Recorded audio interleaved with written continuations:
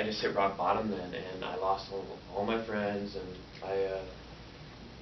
you know, I lost them forever. I never, reconnected with any of them. So it's been tough, I've lived my whole life pretty much without any friends. But yeah, so I wasn't able to go back to school in third grade. In fourth grade, I was able to start the school year, but again, I had to drop out because my social anxiety and just overall anxiety was really bad. And I was afraid of leaving the house at all. I was very agoraphobic. Um, my OCD started, uh, you know, taking over my life. I don't know how many of you might have OCD, but when I was in fourth grade, that's when it really hit me hard. And I would wash my hands until they bled. I was very afraid of germs. I was afraid of bugs. I had a lot of phobias. I was pretty much, I just felt like living in a bubble because everything scared me so much. I just wanted to stay inside my room and not even get out of bed. I really liked going to sleep at night because it gave me a break. I didn't have to worry. I didn't have to fear, something happening to my family. I didn't have to do my rituals. And so in fifth grade, I only went for half of that year too. Third year in a row, and here I am. I have to drop out once again and do all my schoolwork at home. And that was the last time. Fifth grade was the last grade I attended public school, because it just kept getting worse every year. I still was being taken to doctors, and no one knew what was happening. So after I dropped out of school in fifth grade, I was admitted to Children's Hospital in Seattle, where we live, to try to figure out what was going on. I guess my family and I had no more options pretty much. So I stayed in the psych ward for about 5.5 weeks. Very tough, very tough. It was like being in prison, and I didn't really know. I knew what I was doing there. I knew I needed help, but the doctors there weren't really helping me. They were, I was deathly afraid of bugs, and so they would try exposure therapy where, I had to, touch a certain amount of either dead bugs or live bugs they'd bring into this room, and they wouldn't let me leave until I, picked up the bug and looked at it. I even had to smell some of the dead insects. And they wouldn't let me leave until I did that. So that was pretty cruel and unusual, I guess. But yeah, after 5.5 weeks of staying in that psych ward, it's a lockdown facility, you can't get out. I was discharged with nothing really except for a handshake and a good luck, because they didn't know what was wrong with me still. After examining me for that long, they knew I had OCD, but they thought I was just anxious all the time. Just started to completely ignore me. He wasn't accommodating at all. He talked down to me too. I mean, he was rude. I mean, I would just like be zoned out because I would have like sensory overload. Like seeing all these kids in the hallway was amazing. I'd never been around so many kids in my life, and that would just take me, like, I would be exhausted from so much stimuli, and so he'd say things like, what's wrong with you, and just stuff like that. That's not helpful at all. And there were a couple times I showed up for class, and I went into the class and it was empty, and I had no idea where anybody was, and I had to just wander around the school just like a lost little boy. And I came upon a teacher, and she's like, "Can I help you?" I was like, I don't know where my class is. And so she found out apparently they're in a computer lab, which my teacher failed to tell me about beforehand. So the whole thing was a big mess. And sure enough, that teacher that I had was also the basketball coach. And same thing happened. I tried out for basketball. I was all psyched up to go to the basketball tryouts, and you're canceled, and he didn't tell me, and I don't know. So that was a big setback for me. You know, I just was so overwhelmed and tired and exhausted with dealing with people who did not understand me.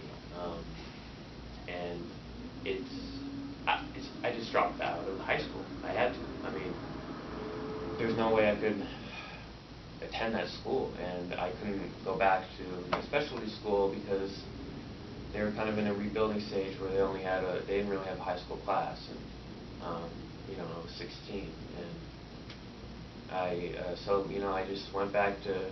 Luckily, I was fortunate enough to the school district let me do my schoolwork through an online program, and so I did that, and I just took my classes online, and I eventually got my GED. So, you know, at least I had a high school education, you know, but it was a lot of effort. So, yeah, I played the last year, I played varsity football, and I'd already had my GED, so after that, I turned, you know, school was over, football was over, I didn't really have much to do, so I started writing poetry, and I found that was a great way to express my feelings. So I still don't have any friends. I mean, I don't really have any friends today, but you know, still poetry. I mean, I would love that. When I was depressed, I would write a poem about it. You know, it just felt so good to get my feelings out on paper. And so after a while, I compiled a pretty good number of poems, and I thought, you know, maybe I should, you know, put this out there for people to read, you know, help people dealing with, you know, similar circumstances. And so I published a book of poetry, and it also has, you know, kind of my life story up to that age, and it was very well received. You know, I put it together pretty quickly. Looking back, I should have taken my time with it, but I was eager to get my story out there because I didn't want other kids to go through what I had to go through. And that was back in 2011 when that book came out, so 4 years ago, almost 5. And it was really well received, and you know, it won an award for the poetry in there actually. And your school helped me go up to Canada to receive that award, which I'm forever. That was actually NAC, which was like a parent organization. Oh, was for our it? school. Yeah, when Okay. you told me that at the meeting, I had no idea what you were talking about. So I went back to RJ, and then I recalled that it was NAC. Yeah. Okay. Yeah. Well, still. It was parents from Newton that ran. Okay. Yeah. So that was amazing because I wouldn't be able to go to Canada to accept that award.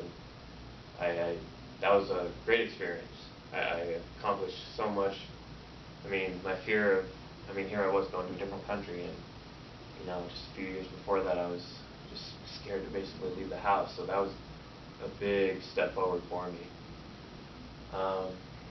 Yeah. So lately, after I wrote the book, I started my own blog. You know, writing just my thoughts down about what it's like to live with autism, depression, anxiety, obsessive compulsive disorder, and you know, I didn't really know what I wanted to do up until about a year ago, year and a half ago, with my life. I didn't know what I wanted to do. I was contemplating being a writer, but at the same time, I didn't want all the experiences I've been through and all the pain I went through to be for nothing. You know, I wanted to put that to use to help others, whether it be kids with autism or family members or parents who are worried about their kids. Anyone, you know, anyone, and it doesn't even have to be autism. You know, it can be any health issue. And yeah, so in the past year, I decided, you know, well, why not do some speaking? And you know, I used to be like I said, I used to be so scared of people and the outside world, and you know, I found, actually it was up in Canada when I received my award, I gave a a little speech, and I was so surprised by how comfortable I was on the stage giving that speech with a bunch of people looking at me. And I never forgot that. And so I was like, why, why not pursue this? Why not, try talking in front of bigger crowds and in different locations, see how I feel. I still feel as comfortable in it. Turned out I did. And so what I'm doing now is, I'm an advocate, a public speaker. I help. I like to say that I try to spread awareness and acceptance for special needs, and give kids hope that I would never dream of where I am today. When I was your guys' age, I would never think that I would be here. So I want you guys to know that you can really be anything you want. I mean, it's a lot of hard work, but I still can't believe where I am, and I want to relay my experiences and give tips and help you guys, other kids who are going through tough times and not sure of their future. This can really happen. And Russell, they have to eat. Please keep. Oh, okay, that's fine. Yeah. Yeah. So now I just like to spread hope, and I like to always. I feel, from my experiences anyway, that you should really embrace your challenges in life. Because I'm really proud of who I am, and I think my challenges made me who I am. If I didn't have these really hard challenges in my life, I think I wouldn't be nearly as I don't know, my integrity, my kindness, my understanding of others. I think that really, my challenges molded me into who I am today. So I don't like, I think we should always face our challenges head on and not really run away from them, because they're great learning experiences, and they do mold you into, who you want to be, and they will help you reach your goals, even though at the time it might not feel that way. Just back in October, I gave a pretty big speech at the Atlantis Casino here. I was on stage, had a microphone and everything, had a slideshow with pictures of me from my past. And I basically lined out my life story. And, a bunch of people came up to me afterwards, and they were just like so amazed by what I had overcome in my story. And I don't want it to be about me. I mean, that's great. Obviously I have to tell you about my background and everything. And, sure, I want to inspire others, but I want to help others too. And I don't want it to, be about me. I want it to be about you guys, other kids. So, Jody was at that speech, and he came up to me and was like, you should come talk to my kids. And I was like, yeah, definitely, I would love to. And so that's, how I came here today.